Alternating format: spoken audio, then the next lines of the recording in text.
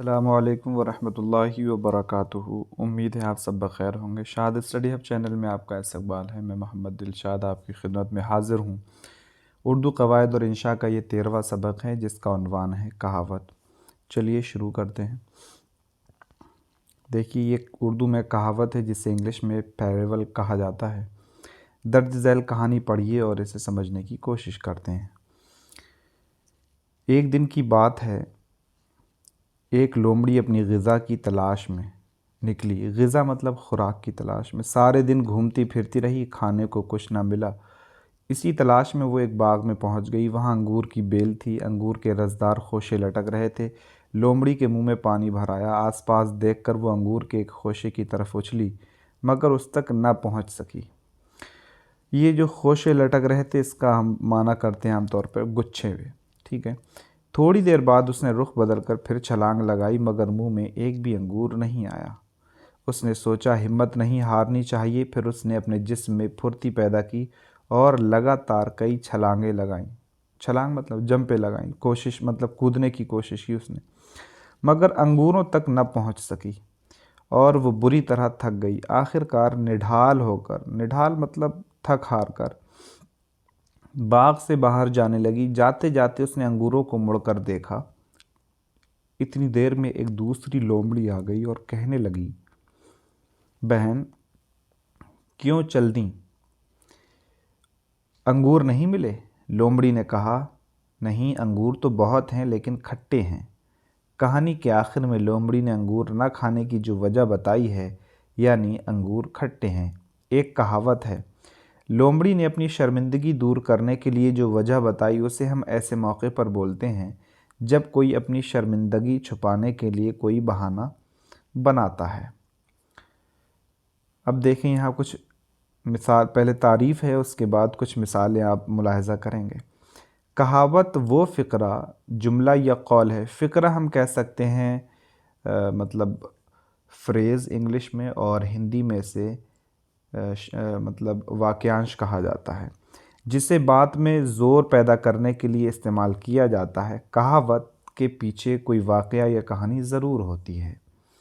कहावत के चंद अल्फाज वो बात बयान कर देते हैं जिसके लिए आम तौर पर ख़ासी तफसील दरकार होती है।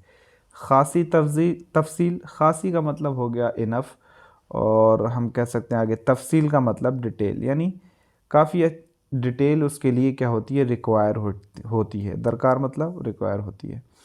हर कहावत इंसानी तजर्बे का निचोड़ पेश करती है। इसमें बड़े गुर की बातें होती हैं। गुर मतलब राज की बातें बयान होती हैं। ये किसी समाजी या तहजीबी तजर्बे, समाज मतलब हम कह सकते हैं समाजी का मतलब हो गया सोशल, तहजीबी का मतलब हो गया कल्चरल। तजर्बा हम कह सकते हैं एक्सपीरियंस, या वाक़े के असर से अपने आप वजूद में आ जाती है। वजूद में आ जाती है मतलब एग्जिस्टेंस करने लगती है, और फिर एक नस्ल से दूसरी नस्ल तक, और कभी कभी एक मुल्क से दूसरे मुल्क तक पहुंच जाती है। हमारी ज़बान में कहावतों का एक बड़ा ख़जाना पाया जाता है। इसकी कुछ मिसालें दर्ज झैल हैं।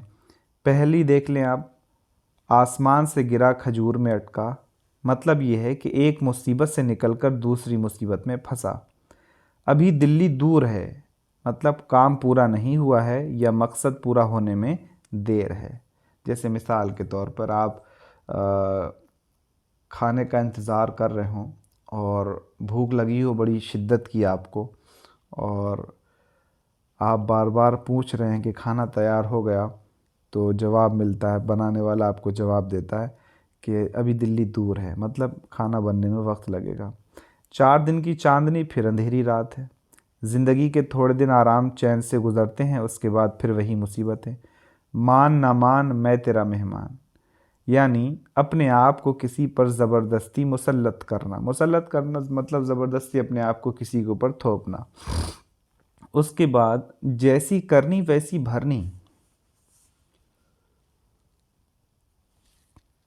इसका मतलब होगा जैसा अमल करोगे वैसा ही फल मिलेगा। उसके बाद देखें, नाच ना जाने आंगन टेढ़ा। नाच ना जाने आंगन टेढ़ा मतलब काम करना ना आता हो और काम ही को ख़राब बताया जाए।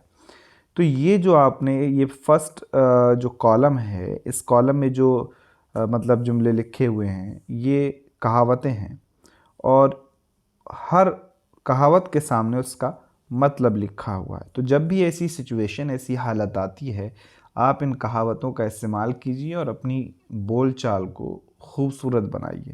उम्मीद है ये सबक आपको बहुत अच्छे से समझ आया होगा। किसी भी तरह की कोई दिक्कत पेश आती तो कमेंट बॉक्स में ज़रूर पूछें। मिलते हैं आपसे अगली वीडियो में एक नए सबक के साथ। तब तक आप अपना ख्याल रखें। अल्लाह हाफ़िज़।